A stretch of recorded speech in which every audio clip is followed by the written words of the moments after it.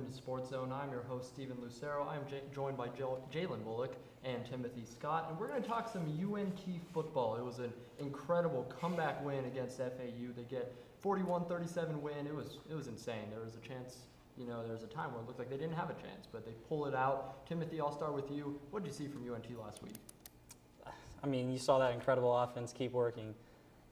41 points is an absurd amount, especially being down 10 multiple times. Chandler Morris showed once again that he's our guy, and that this offense is something to be reckoned with. Yeah, absolutely. The offense really showed that, they could put the team on their back. Jalen, what were your thoughts? So that second half in particular, outscored FAU 24-10. Of course, as we mentioned, Chandler Morris was a big day, 4 touchdowns, 336 yards. DT Sheffield continued to show that he is probably the best receiver in the conference. Defense, which has been the weak point, for UNT for the past years, really made, stepped up in that second half and really turned it around. Yeah, absolutely. They really showed, a lot of fight late in that game, and I think that was something with UNT. We've had some kind of blowout wins in the last few weeks. We haven't really had to show that urgency at the end. This time they did, though, and they really got a win. Obviously, not the toughest opponent, maybe not as good as the team we're going to see this coming week. But, Timothy, what did you think about their fight in that game to really scrap their way and get the win? I mean, I thought it was excellent. It's a sign of the culture there. Coach Morris is bringing in, teaching resiliency and never being out till it's over. It's something that the team can use to build confidence. There's a lot of good things to take away from a comeback win and just showing that resiliency. Yeah, definitely. And I like what you said about the culture. I think this is a team that Morris in his second year, Chandler Morris in his first. Eric Morris, though, has really brought an intensity to this team. You saw him on the sidelines late in that game, firing this team up. And I think that's really something that UNT needed. And for his second year now, what have you seen from Eric Morris, Jalen? So just really everything has changed, from the way that they practice to the way they carry themselves around campus. The players really know that they are a good team, that they can be special. And Coach Morris knows that as well. And this is a team compared to last season that really believes in what they're able to do, and that's showing on the football field. Yeah, definitely. I think that's really a big point there. And obviously you've got a tough test coming this week. Do you think Morris and this team's going to be ready for it, Timothy? I think they are. They're definitely going to have to make some adjustments from this last game. Memphis is a run-heavy team. I mean, they rely on their running back duo of Mario Anderson Jr. and Brandon Thomas. And North Texas' big struggle defensively has been stopping the run.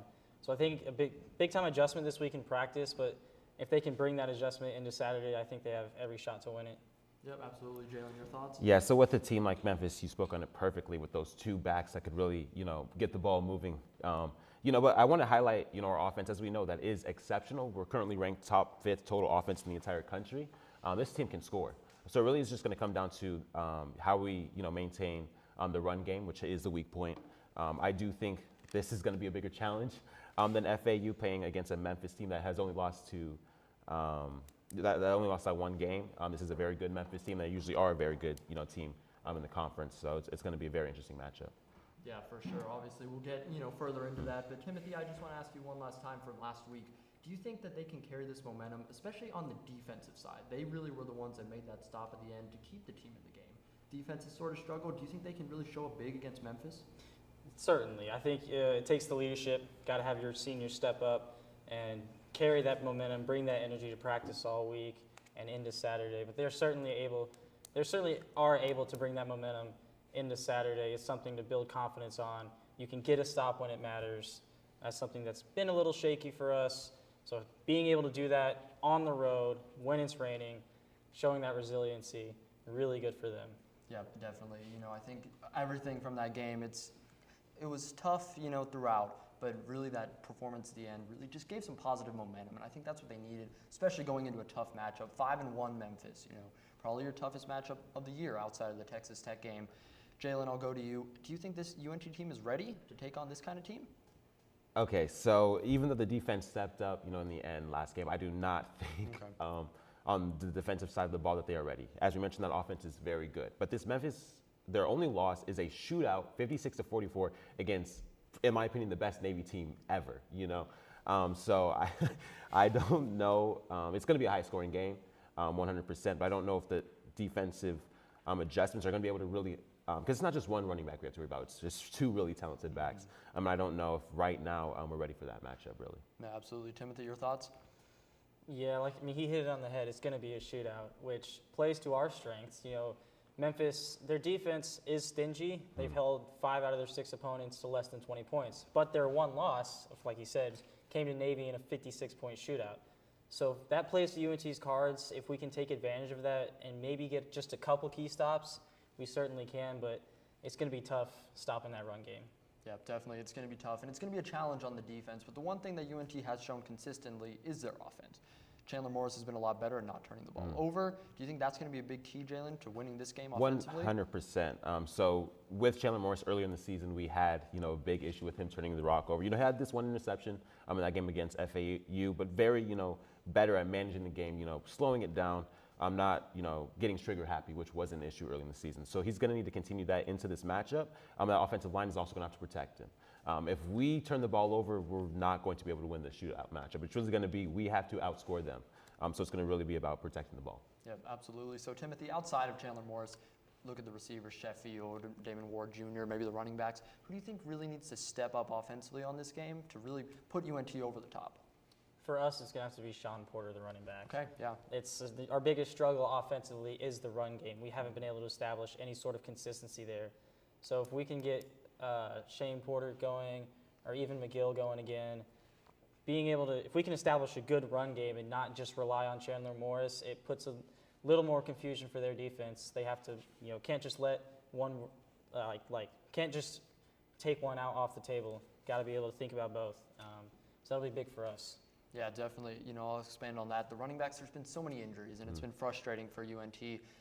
Jalen, do you think that the running game will be able to step up? And also, do you think the offensive line is going to play a big role in that? So 100%. The line's going to have to, of course, as I mentioned, not just protect Chandler Morris, but it's also going to open up the field for the running backs. That has been a huge. We haven't really had a clear number one back because of all the injuries. And to win this game, we cannot just do it through the air. Everyone knows that we can do it through the air, and that's what the defense is going to be expecting to happen. So it's really going to be about, getting the short routes, getting screens, getting receivers in motion. It's really going to be about doing things that we haven't done often to really be able to win this matchup. Yeah, I'd agree. I think even some play action, something like that, to get Chandler Morris, outside of the pocket where he really thrives using his legs if necessary. Timothy, do you think some of that would really help kind of maybe break open the Memphis defense a little bit? Certainly. You got to be able to get Morris out of the pocket. He can't just sit back there and chuck away. His ability to throw on the run is unlike many we've seen. Even just running to get a first down. His scramble ability is certainly above average, and it's something that UNT needs if they want to pick up a couple of key first downs and really keep a good drive going instead of forcing a punt or a field goal. Definitely, and I think that's a key part there, finishing drives, and that's going to be important for this team that can score a lot, but just making sure you can get 7 instead of 3. So that's going to be big for sure. I did want to say though, UNT 5-1 start.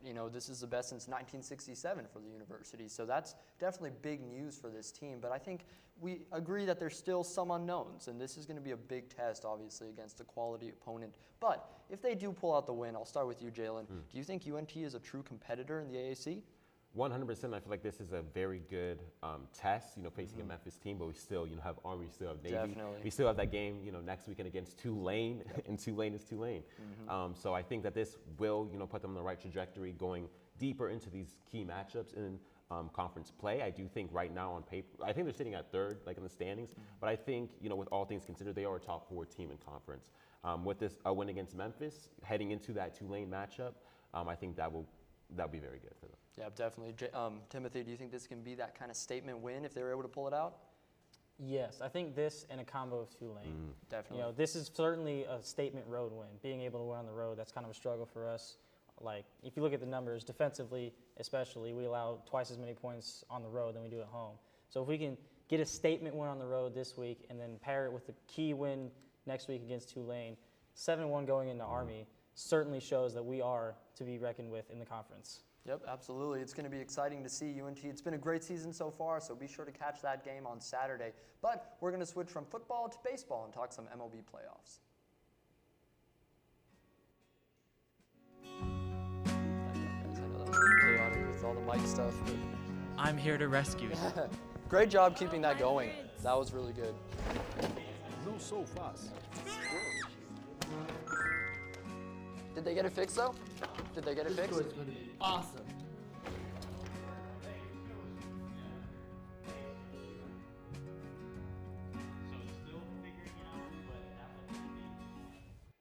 Good evening, my name is Amanda Hasbell and I'm joining you here today in the Union Parking Garage. Today we're going to be going over how to drive safely in the parking garage. Let's go see. Oh my god, this girl just got hit by a car. Let's go see what happened. Ma'am, are you okay? Are you okay? Did you see that lady hit me with a car? Yeah, we did. I got it all on video. Oh my god. Let's go over here and talk about how we can prevent that. Yeah, not the hospital. Well, right now we're going to ask you a couple questions on how we can drive safely in the parking lot. What are ways that we can be aware of our surroundings? Oh, we can look both ways. Jenna, also, how about putting the distractions away? Yes, just like our phones, turning our music down, and also not focusing on our passengers. Where can you get information on how to get a parking pass? Transportation.unt.edu. If you park in a garage, make sure you pay on the app or look for further instructions on how you should pay.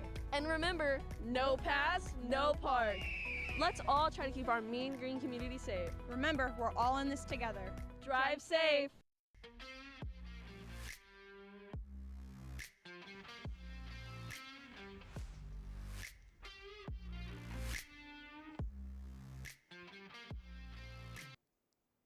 Welcome back to SportsZone. I am joined by Sean Hunley and Nick Volpetti. We're going to talk some MLB playoffs. They are now in full swing as we are in the championship series. So it's going to be exciting to see these last two series, how they play out. But I'm going to start with the Yankees and the Guardians series. I'll start with you, Sean. What have you thought about this series so far? It's pretty much been all New York so far, Steven. I mean, luckily Cleveland's up right now, I believe, on the Yankees. But, I mean, from what I've seen, Aaron Judge, Juan Soto, they're killing it. Garrett Cole's been killing it all postseason. I really hope the Guardians can pull this one out and get a win here to kind of keep this series going. But, I mean, from the looks of it, it might be a Yankees World Series. Yep, it's definitely going to be interesting. Obviously, a 2-0 start for this series. That's about as good as you can get. It's a tough hole to climb out of. Nick, do you think the Guardians have a chance to get back in this series? It's going to be really tough for them. Obviously, the game that's going on as we speak is a must-win game for them. Like Sean said, they're up 2-1 right now, I think, so good start. I mentioned here in my notes that they would have to get to Clark Schmidt early, and it looks like they're doing that so far. So hopefully for them, Matt Boyd, who's starting tonight or start this afternoon, can keep going and getting them back into the series. And I hope they can. I hope they can make this a competitive series. Yeah, but it's going to be interesting. Sean, for the Guardians, what players are you looking to really step up and kind of bring some life back into this team? I mean, of course, obviously, you've got Jose Ramirez. He's killing it so far for the Guardians. He's got a couple of home runs on the board this postseason. But I really want to see what Steven Kwan can do. I mean, he was really good during the regular season. So I haven't really seen much of Steven Kwan so far in the postseason. Then again, I haven't paid much attention to the Guardians specifically. But I think that's one player that I really want to see more out of, especially for Cleveland. Yeah, it's going to be important, especially his ability to get on base. That's something they need more of. And, it's going to be interesting down the stretch, especially in these must-win games. You got to get going and make sure not to get desperate as well. So, Nick, what do you think it's going to take for this team to really just sort of ride this course and hopefully get back in the series? I think the top of their lineup needs to start getting going a little more, like Sean mentioned. Steven Kwan is a guy who I think needs to start hitting for that over 300 like he did in the regular season, and he has for the last few seasons.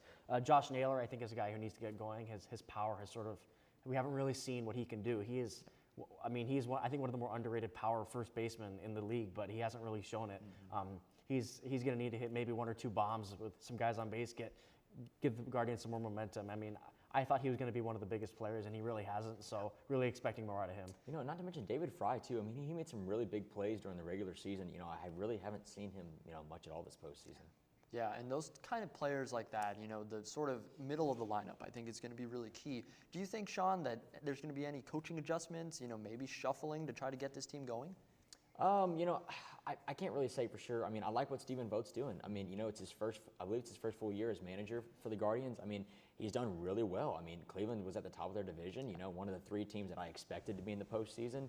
I don't really think there needs to be a lot of coaching changes. I just think Cleveland really needs to get it going offensively, but they're going against a tough Yankees team that's, stacked from top to bottom. So it's going to be tough for them, but at the end of the day, it's their first full year under Steven Vogt, and they're doing really well. Yeah, definitely. They've really made it this far, and that's something, to be proud of as Guardians fans, but I know they're not ready to go home yet. Nick, what's it going to take, either from a coaching standpoint or simply the players, making those adjustments to get back in this?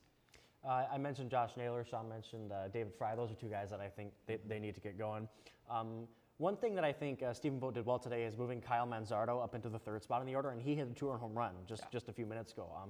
That was a great move by him. Like Stephen was talking about, he's been a great, or excuse me, like Sean was talking about, he's been a great manager, great addition for them.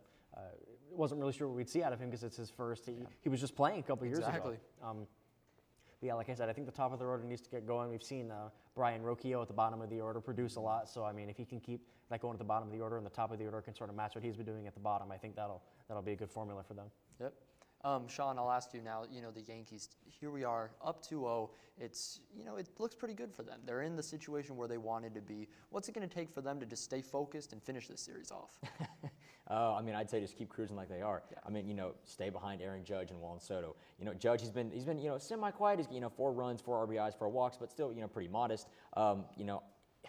You've got guys like, Juan Soto, Giancarlo, Jazz Chisholm, Anthony Volpe, Alex Verdugo, and the list goes on. I mean, like I said earlier, the team is stacked from top to bottom. So I think, you just keep getting those crucial hits, probably from in the middle of the lineup. That's really where the Yankees, if they can just keep being consistent, and stay behind, Judge and Soto, I think they'll be just fine. I think this is going to be a pretty easy win for them. As much as I don't want Cleveland to go home, just yet, I'm pretty sure that New York's going to win this one.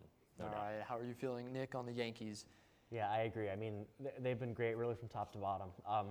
Aaron Judge, he was struggling a bit in the ALDS and early on in the playoffs, but he finally broke that slump with a home run in Game 2, really put the Yankees ahead and led them to victory in that game. So I think it was really big for the Yankees to get that moment from Judge. They'd really been looking for it, looking for that signature moment from Aaron Judge in the playoffs, and they finally were able to get it. Juan Soto, Gleyber Torres, Giancarlo Stanton have all been great. Verdugo had a big double in today's game, which led to the Yankees scoring a run. So yeah, I think they're a stacked team. Like adding Jazz Chisholm was great. He hasn't been great this playoffs, but I expect him to keep getting better, especially if they go to the World Series. He's a player that I think can shine in the big moments. He's got the personality for it. So yeah, I think it's been great for the Yankees from top to bottom and in their pitching staff. Yep, certainly it's going to be exciting. The series far from over, but obviously the Yankees, they're definitely right in the place where they'd want to be, I think. So switching over, though, to the National League, Mets-Dodgers, what a series matchup it's been so far.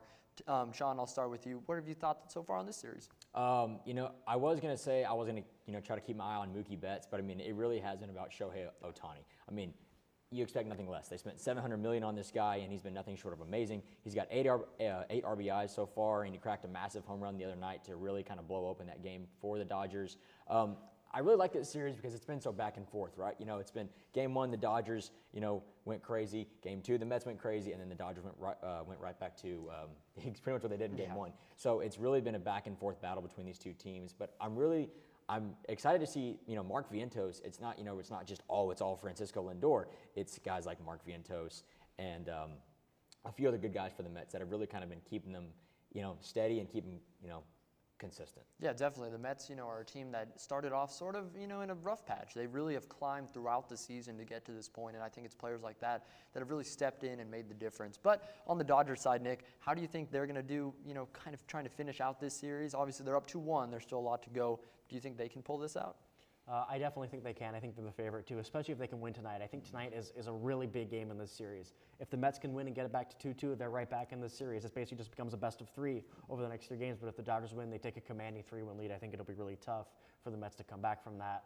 They got Yamamoto, the Dodgers, on the mound tonight, so he's been a little inconsistent in the playoffs. I think he had a rough start against the Padres, but then came back in Game 5 against the Padres and was much better. So it's kind of like which Yamamoto are we going to get for the Dodgers tonight? But if he can go out there, throw 5-6 innings scoreless or just 1 run against the Mets, they'll be in a good position. So I think it really comes down to how Yamamoto can do tonight. Yeah. I mean, the problem with the Mets, I think they have walked so many batters. I mean, it is constantly haunting them. They struggle with it in the regular season. They're struggling with it now. We saw it a lot in Game 1. And even in Game 2, I mean, you're loading up the bases for Shohei to get a big hit, or even Mookie Betts to, he had that big 3-run, I believe it was a double in Game 1. So if the Mets can't get that fixed, and the Dodgers are playing hot early, watch out.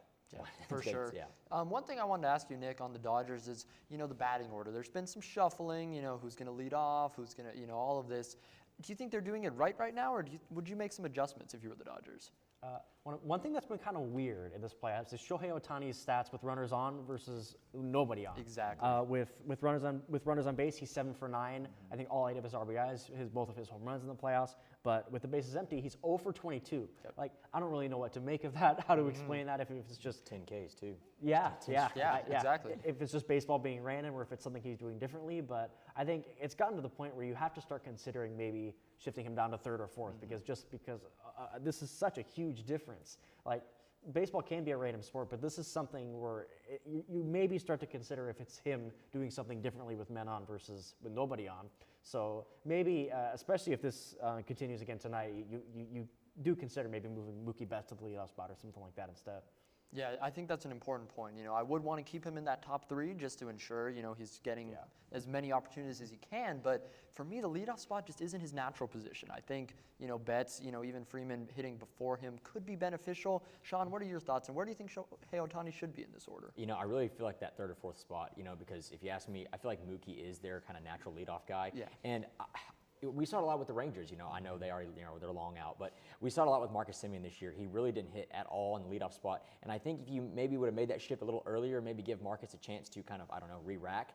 I think if they do that with Shohei, I feel like he fits in so much better if the Dodgers have a few guys on base, because obviously the numbers show it. He's way better when you've got 2 or 3 guys on base versus there's nobody on, like you said earlier with his numbers. So I really think if you just move him down a few spots, it might be a lot better for the Dodgers, especially in such a crucial game tonight where they can really take a commanding lead in the series. Yeah, it's going to be definitely interesting to watch. It's going to be super exciting to see how these series finish off. But we're going to switch back to football and talk some Dallas Cowboys.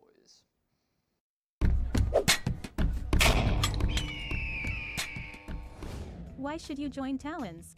We are very welcoming to people who may be a little bit hesitant. There's people currently right now in our organization who are in leadership positions who were hesitant before to join, and they found out that they just loved the organization and wanted to be a bigger part of it.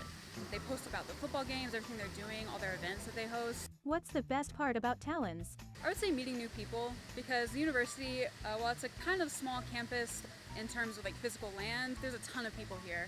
And so getting to meet all these people who have so much school spirit and love for this university and wants to spread that to other people, it's kind of like a little miniature family that we're in. I'm so tired. I feel ugly. I'm not okay.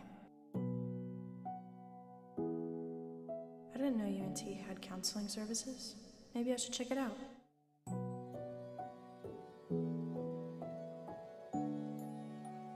This looks like the place.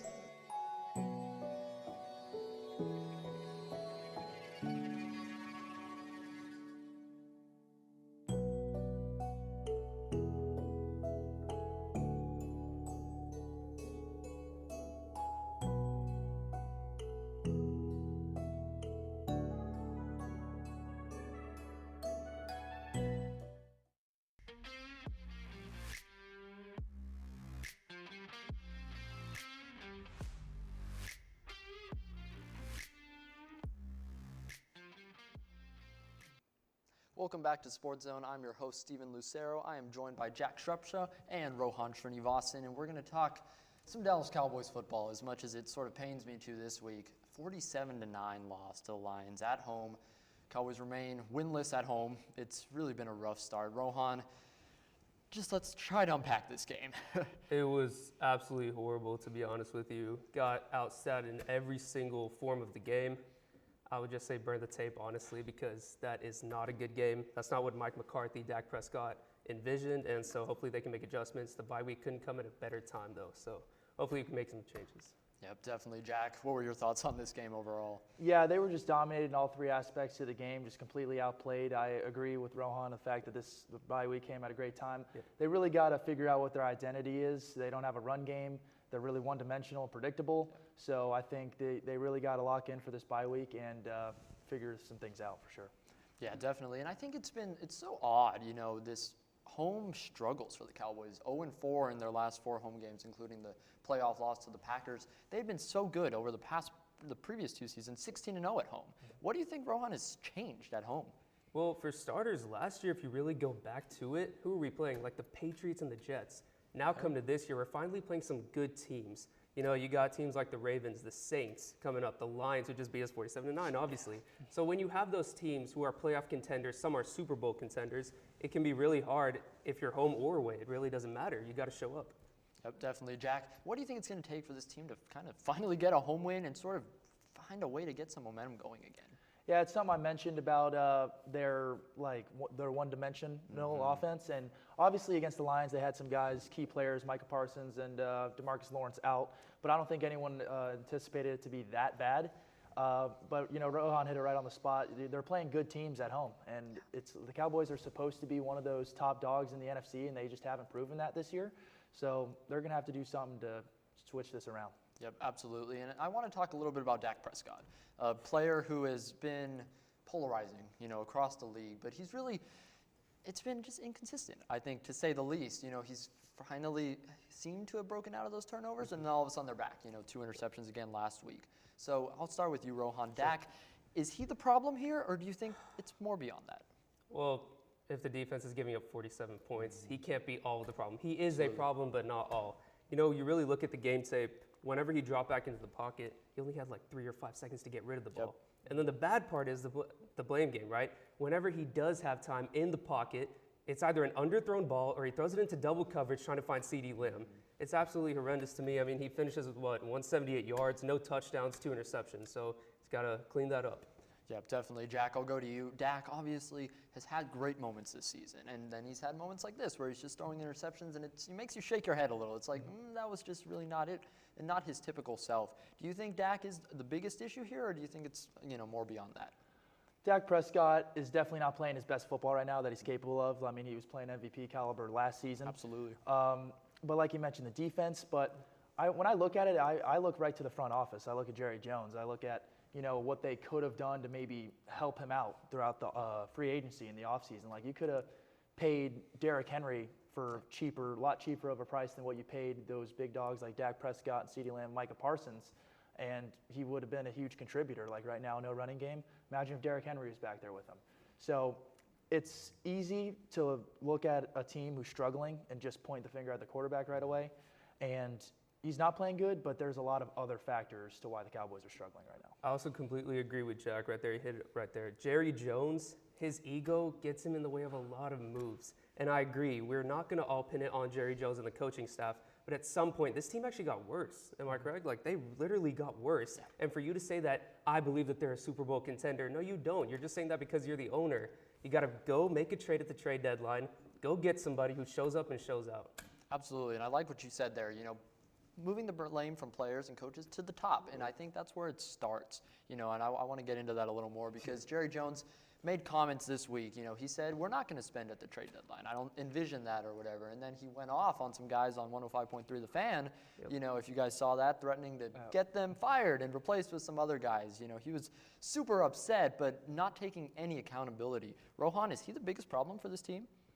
Maybe not the biggest, but when you go on 105.3 The Fan and call it other people's jobs when you're not even doing your own job, there's a huge problem right there. He is the owner. He's the general. He's not even the general manager, but he can lead a team. He takes a lot of press conferences, right? Yeah, according to him, he is. Yeah, he is. But he takes all of the attention away from all the players, and he gets all the credit. He's not even on the field.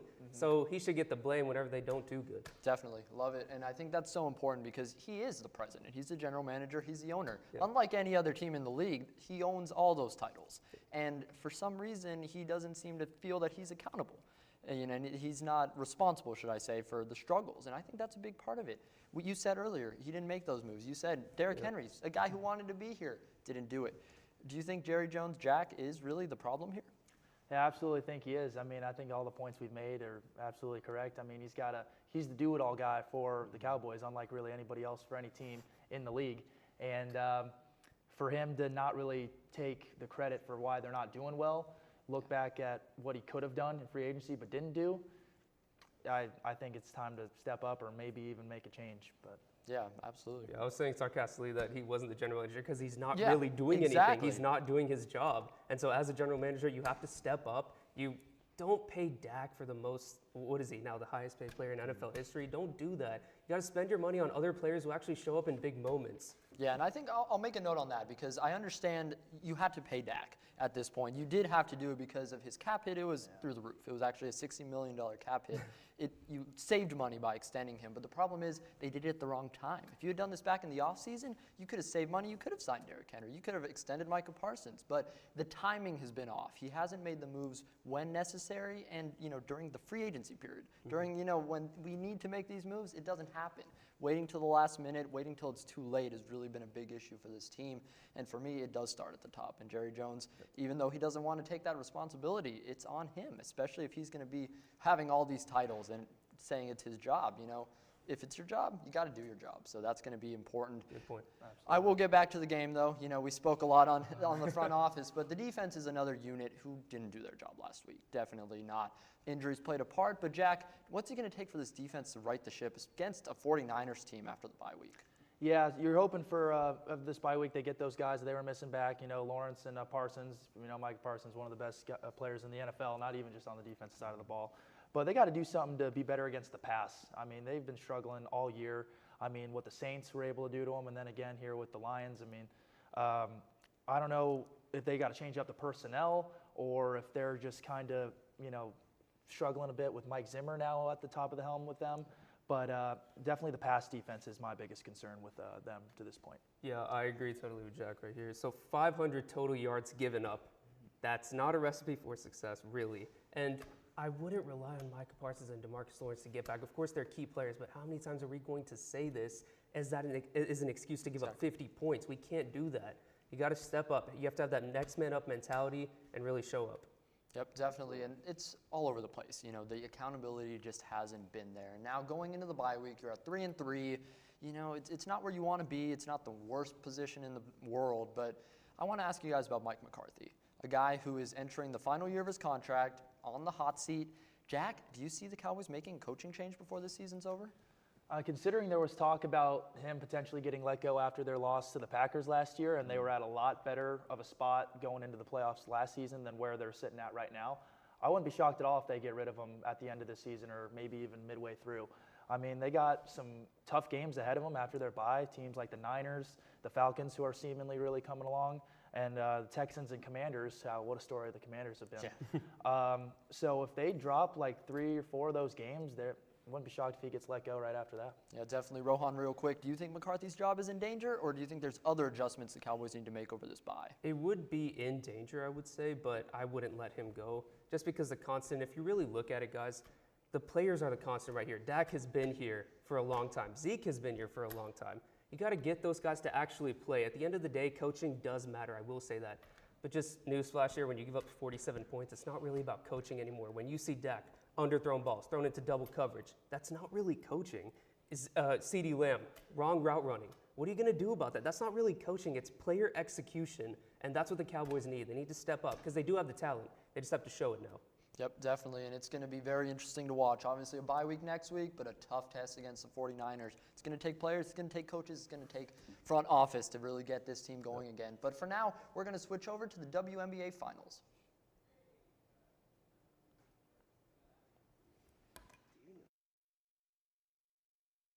Video games and cameras. That's right, you do. Come on down to Chilton Library and fulfill your media dream. Located on the bottom floor next to the student sculpture. Hope to see you there soon. Hey girl, you know you look good. I like the way you move and groove. I'm not sure.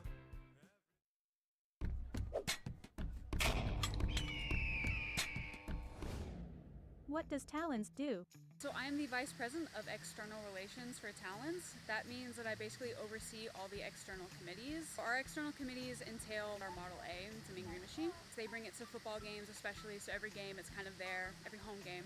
The Model A is like a symbol of UNC pride, and it's a big tradition that we are so lucky to uphold and maintain. When people look at it, they see it, and they're like, oh, that's the mean green machine. There must be a game today or something to ramp up school spirit for basketball, softball, volleyball, any of of those things. We have amazing teams, so we just want to show school spirit for them. Bonfire Committee, which is in charge of putting together the bonfire every year for homecoming. It's kind of just a whole semester-long process up until build week that we have to put together and oversee and make sure safety regulations are followed and risk management is taken care of. Cannon Crew, which oversees and takes care of the cannon. They fire it at games, they take it to special occasions.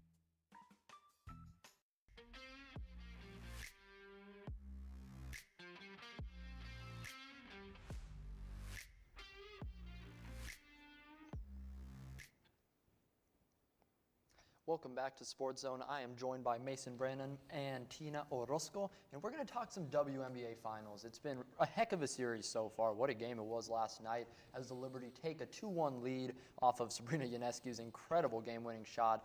Tina, I'll start with you. What did you see from the Liberty, and what have you thought about this series so far? I mean, obviously it's been such an exciting series, especially last night. I mean, coming down to 1 second and shooting a 28-foot three-pointer, that's insane. It's so energetic from both teams. I think hopefully we make it to game 5, but there's a chance that we only make it to game 4 just because Minnesota doesn't seem to have the energy that Liberty has, especially with Stewart really leading the team. Just we see her on the sidelines yelling and really energetic, hyping up her teammates. So I think they really have the energy to take it farther. Yep, definitely. Mason, what are your thoughts on the series so far? I mean, it's just been a very back and forth series. I mean, game 1, we saw the Lynx were down big and they were able to erase a big lead. Last night, the Liberty were down big and they were able to erase a big lead. So I think it's just been one of those really good back and forth series. Probably one of the best just WNBA series we've seen in a good while. So I think this has definitely been one of the more entertaining series, and I think this is what WNBA fans have been waiting for. This is the series where we see the growth of the league as a whole. So I think that's going to help in the future, but it's been just a crazy good series. Yeah, absolutely. I mean, they've been getting notice from all over the place. Even Luka Doncic making comments on Sabrina's shot, absolutely incredible. And we just saw those stats. Ionescu and Breanna Stewart have been incredible. They've really stepped up for this team in ways that I think most people were expecting. But I'll ask you, Tina, for the Lynx, what's it going to take defensively to slow them down at least a little bit and get back in this series? I think, speaking of offensive rebounds, I feel like the Lynx have not been on it as much as Liberty has. They put down, game 1, 5 different Liberty players made at least 3 offensive rebounds, and the Lynx are lacking on that. Even game 2, Stewart led with 8 offensive rebounds. So I think that's going to be key for them. Yeah, definitely, and it's going to be important, the battle of the boards. That's always very key in these series, especially, in the finals. It's all on the line. Mason, what are your thoughts, and what do you think it's going to take for the Lynx to get back in here? I mean, I think it's just going to be the Lynx are going to have to stay hot. I mean, game 1, they shot 50.7% from the field, and game 2, they only shot 45%. So I think the Lynx offense has got to come out on that hot start like we saw last night, but they got to continue to stay hot. You got to not necessarily, you don't have to make every shot, but making at least half of your shots, I think that's going to be key. And I mean, one player that I've kind of seen a lot from is Courtney Williams. I mean, game 1, she had 23 points, 5 boards, 5 assists. And then game 2, she only had 15, 6, and 8. So yes, she may have done a little bit more on the rebounds and the assists, but I think just getting those players to get a lot of points, I think is going to really help this offense. And I mean, yes, while the Lynx have kind of struggled a little bit on defense, having that offense kind of take over a little bit, I think is going to help. Yeah, definitely, and I think that's very important because the Lynx, I mean, it feels like ages ago, but that game 1 victory was incredible. The energy they showed, the will to get back in that game that looked like it was over. What do you think, Tina, it's going to take for them to sort of recapture that magic offensively and just, as a team, getting in this? I think game 1, they really took initiative in the first half, and they sort of lost momentum, which was totally the opposite in game 3. They really took, Liberty took the last half, really took a hold of it. So I think that's what they need to do is still remain that energy in the first half and carry it into the second half. Obviously, they're going to take a loss of Alana Smith, who is labeled as their X factor because of her foul with Jaquel Jones. So, hopefully she'll be healthy enough to maybe bring back a little bit of that energy for them. Yeah, definitely. Do you think they'll be able to respond, Mason, or do you think the Liberty are just a little too much? Yeah, I think the Lynx, I mean, obviously with them having home court advantage tonight or in the next game, I think that's going to be really big. But I think one thing that you got to make sure is obviously, Sabrina, if she doesn't make that huge shot, they win or, may go into overtime. But I think if you're the Lynx, you're happy with how game 1 went. Not really happy with game 2, losing by 14. Game 3, you had the hot start. You kind of slowed down a little bit in the second half. So I think if you're the Lynx coming out game 4, you just got to get hot and stay hot. I think that's going to be what helps them win. And if you're the Liberty, you just got to be able to fight that hot start. Yep, definitely. In this 5-game series, it's an absolute must-win for the Lynx on Friday night. It's going to be very exciting to watch. But I'll go to you, Tina. For the Liberty, what's it going to take for them to just continue this and finish off the series? I guess just having everyone stay consistent.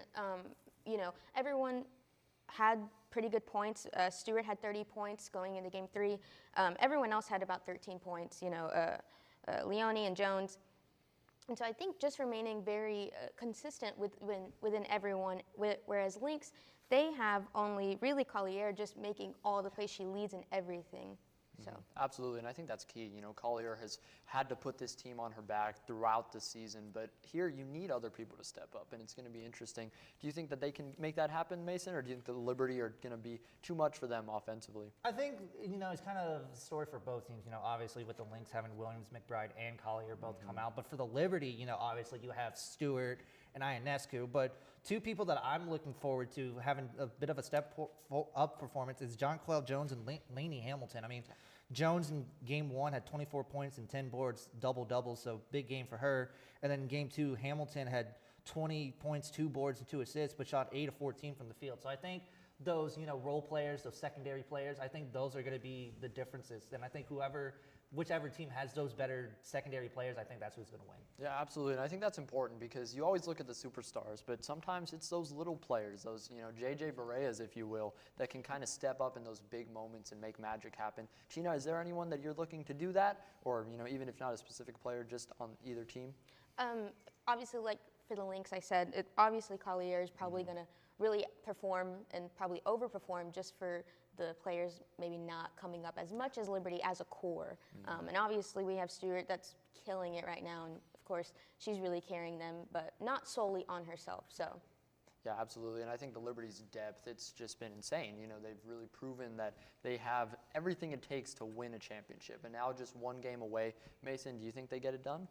I think that it's going to be hard for the Liberty to get it done. Obviously, with the Lynx being on their home court, the fans are going to be rocking. They're going to want their team to go to Game 5, go back to New York. But I think, again, if the Liberty continue that hot start from the second half into Game 4, and I think that if it just keeps rolling into Game 4, I think they're going to be able to take this series. Yep, definitely. Going down the stretch, Tina, are there any key matchups you'd look out for between these two teams? I have Sabrina and Kayla McBride. In the first 2 games, really McBride was on her. She really sustained her from making really any points until the 3rd game where it kind of pushed back a little bit. We saw Sabrina obviously perform in that last half. So I think it's going to be up to those two in Game 4 and potentially Game 5. Yeah, it's going to be important, especially from a shooting standpoint. That's going to be key, those 3-pointers. Making that difference, especially for the Liberty with Ionescu. Any key matchups you're looking for, Mason, as we go down into these last games? I think Williams and Stewart, just for the Lynx and Liberty, I think those are going to be your two kind of go-to matchups for offense. I think Williams, had a good Game 1, kind of a little bit of slow Game 2, but that Game 1 performance for Williams was really good. And then, as we've mentioned, Stewart's just been red hot all through 3 games. So I think if you can kind of limit Stewart a little bit and Williams kind of goes back to that Game 1 performance, I think that the Lynx are going to look good in Game 4. Yep, absolutely. It's going to be very exciting to watch. Tina, I'm going to ask you, here we are now going into Game 4. Who do you think wins this series? I think Game 4, Minnesota's going to win. Okay. I think it'll go to Game 5, and Liberty will take that one, I think. There we go. Mason, your thoughts? Yeah, I kind of agree with Tina there. Game 4 is just going to be so much noise, so much anticipation for the Lynx home crowd. I think they're going to be able to get it done. And then going back to New York, I think New York's going to have that same energy from the crowd. I think they're going to take Game 5. Yep, I agree. That was my prediction last week. It's come true so far, so we'll see. But it's going to be super exciting, obviously. Friday night, big-time matchup. But I wanted to ask you just real quick. I'll go to you, Mason.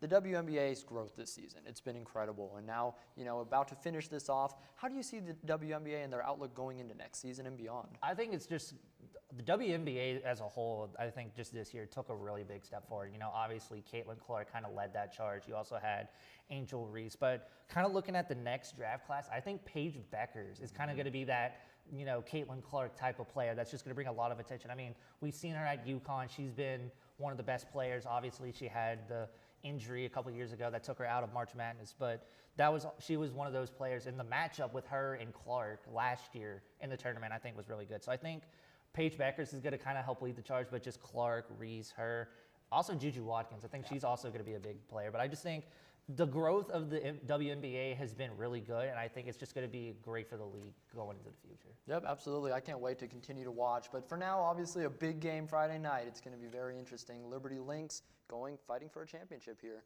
But we're going to switch over to our final segment and talk about some of our favorite logos from around sports. There's no harm in wanting to have fun while in college, but it's easy to lose track of how much you've had. Apps like Drink Control and Alkadroid can help keep track of your consumption and blood alcohol levels.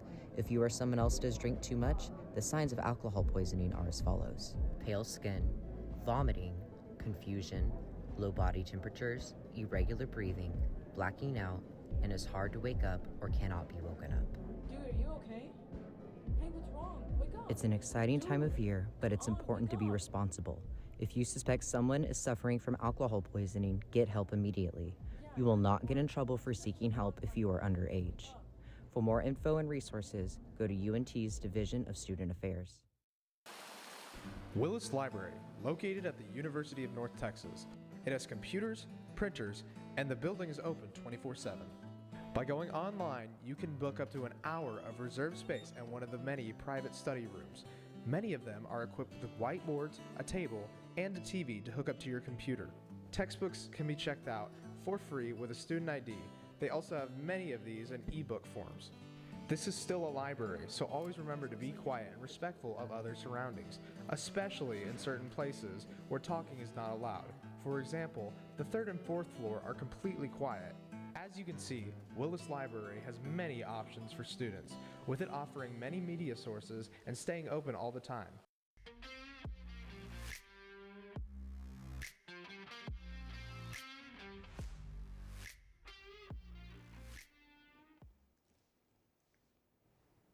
Welcome back to SportsZone. I'm your host, Steven Lucero. I'm joined by Adam C. and Gunnar Talbot. And we have a sort of fun segment here, talking about some logos from across sports, talking about our favorite current, historic, and some of our least favorite logos. So, Gunnar, I'll start with you. What are some of your current favorite logos? So I would say out of my favorite current logos, starting with the NFL, this is not just because I'm a Cowboys fan, but it's the Dallas Cowboys, all right?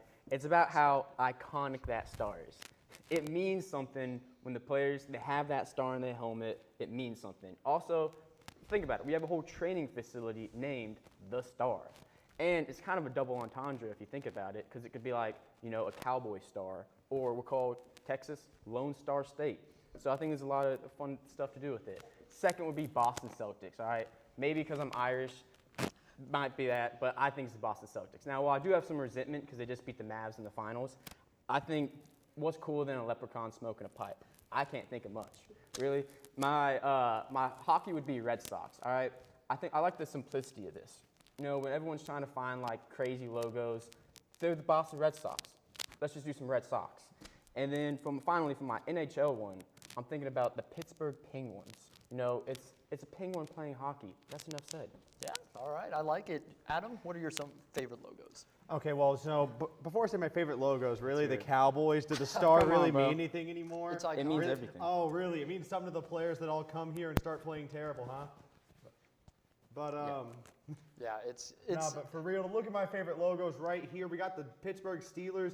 I'm gonna use the same reason you did for the Cowboys. Just pure classic. One of the best teams to ever do it.